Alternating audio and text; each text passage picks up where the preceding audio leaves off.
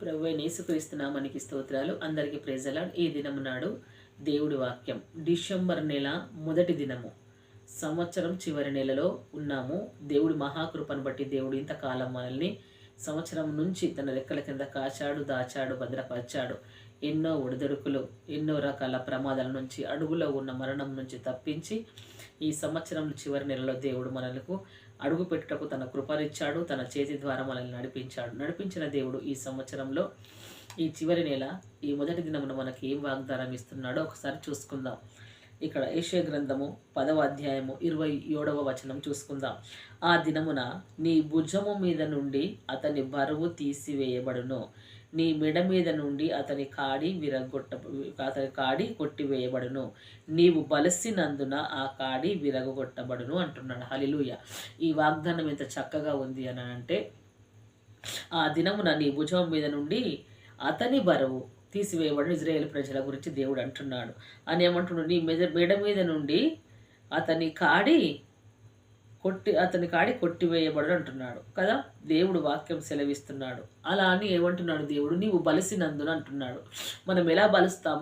బలవడం అని అంటే శరీరం లావు కావడం కాదు కదా. దేవుడి వాక్యంను మనం భుజించి పరిశుద్ధాత్మ శక్తిని పొందుకున్నప్పుడు, ఆత్మాభిషేకం మన మీదికి వస్తున్నప్పుడు, అసాధారణమైన ఆత్మ మన మీదికి వస్తున్నప్పుడు, ఈ లోకంలో ఉన్న మన పాపదోషాలు, మన బంధకాలు, చీకటి శక్తులు, అంధకార శక్తులు, శత్రువు కాడి, పాప కాడిలన్నీ మన మీద ఉంటాయి కదా. వాటన్నిటిని ఎలా విరగొట్టుకోగలుగుతామంటే, మనం మానవులం, మనకు శక్తి లేదు. కాబట్టి దేవాతి దేవుడు పరిశుద్ధాత్మతో మనల్ని రింపి మనల్ని తాకినప్పుడు పరిశుద్ధాత్మ దేవుడి శక్తి, ఆ అభిషేకము ఈ కాడిని విరగొట్టిన ఉంటుంది. ఆ అభిషేకమే బలము కలిగి మన లోపల ఉంటుంది. అది ఎలా అనంటే ఇక్కడ చూసుకుందాం. 9వ అధ్యాయం 4వ వచనంలో చూసుకున్నట్లయితే, మిథ్యాను దినమున జరిగినట్లు వాని బరువు కాడిని నీవు విరిచి ఉన్నావు. హల్లెలూయా అని అంటున్నాడు. ఇక్కడ ఏమంటున్నాడు? వాడి మెడను, కట్టుకర్రను, వాని తోలు, వాని కొరడాలను విరిచి ఉన్నావు అంటున్నాడు. అని అంటే మిథ్యానీల సమయంలో ఎలానట? మిథ్యాను దినమున జరిగినట్లు జరుగును అంటున్నాడు. ఇజ్రాయేల్ ప్రజలను మిథ్యానుల చేతికి దేవుడు అప్పజెప్పాడు పాపమును బట్టి కదా, వారి శాపమును బట్టి. అప్పజెప్పిన తర్వాత గోధుమలను కొల్లగొడుతున్న గిద్యోను గారిని దేవుడు దర్శించాడు. దేవాతి దేవుడు దర్శించి అతనికి సెలవిచ్చాడు. ఈ మిథ్యానుల చేతులను మిమ్మల్ని విడిపించుటకు నేను నిన్ను ఏర్పరచుకుంటుంటున్నాను, ఈ కాడి విరగొట్టుటకు నేను నిన్ను నియమించుకొని ఉంటున్నాను అని అన్నప్పుడు, నేను మీకు తోడై ఉన్నాను అన్నప్పుడు, యెహోవా మీరు మాకు తోడై ఉంటే ఇదంతా, ఈ శాపమంతా, ఈ పాపమంతా మాకు ఎలా సంభవించెను అని అడిగాడు కదా న్యాయాధిపతుల గ్రంథంలో. అడిగినప్పుడు దేవుడు అంటాడు, నేను ఇప్పుడు విడిపించుటకు తోడై ఉన్నానంటే నా గోత్రంలో నేను ఎన్నిక లేని వాడను, నేను పనికిరాని వాడిని అన్నప్పుడు దేవుడు అంటాడు, అయితేనేమి, నీవే నాకు కావాలి అని కోరుకొని మిథ్యానీల చేతిలో నుండి ఎవరిని, ఇజ్రాయేల్ ప్రజలందరిని విడిపించుటకు దేవాతి దేవుడు గిద్యోను ఏర్పరచుకుంటాడు.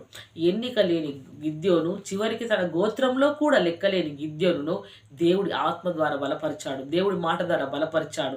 అప్పుడు మెడ మీద ఉన్న కట్లను, కాడిని, అలా ఎలా ఇంకా చూసినట్లయితే ఆ కట్టుకర్రను, వారి తోలు వాడి మెడలో నుంచి విడిపించును అని అంటున్నాడు కదా.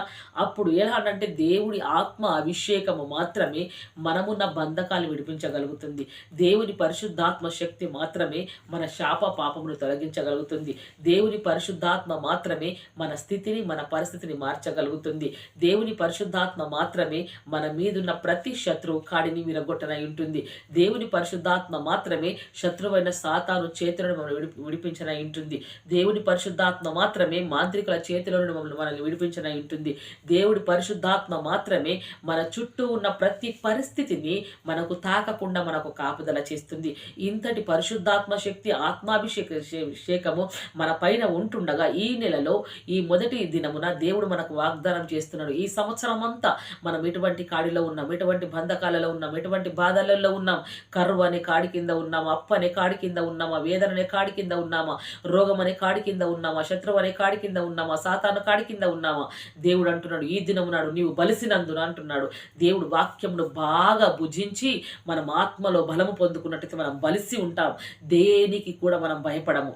భయపడకుండా దేవుని ఆత్మ మనల్ని దర్శించి మనల్ని బలపరుస్తున్న సమయంలో మనల్ని పీడిస్తున్న చీకటి శక్తులు, అంధకార శక్తులు, శత్రువు, కీడు, మంత్రాలు, మరణాలు, ప్రతి విధమైన వేదన, రోగము, అప్పులు, కరువు, లేమిలన్నీ యేసయ్య పరిశుద్ధాత్మ దేవుడు మనల్ని వాటన్నిటి నుంచి విడిపించి వాటిని విరగొట్టనంటున్నాడు. అప్పుడు దేవుని ఆత్మ అభిషేకం ఎంతటి బలమైనదో మనం చూడగలుగుతాం. ఆత్మ బలము చేత విడుదల పొందగలుగుతాం. మన మెడ మీద ఉన్న కాడి, శత్రువు కాడి, ప్రతిది పరిశుద్ధాత్మ శక్తి విడుదల కలిగించడం ఉంటుంది. ఈ దినము నాడు దేవుడు మనకిచ్చే వాగ్దానము, మనము బలిసినందున వాటిని విరగొట్టగలుగుతున్నాం. మనం బలిసాము కాబట్టి ఈ మాటలు దేవుడు మన ఆత్మలను దీవించి ఆశీర్వదించి ఫలింపజేయునుగాక. Praise the lord. ఆమేన్.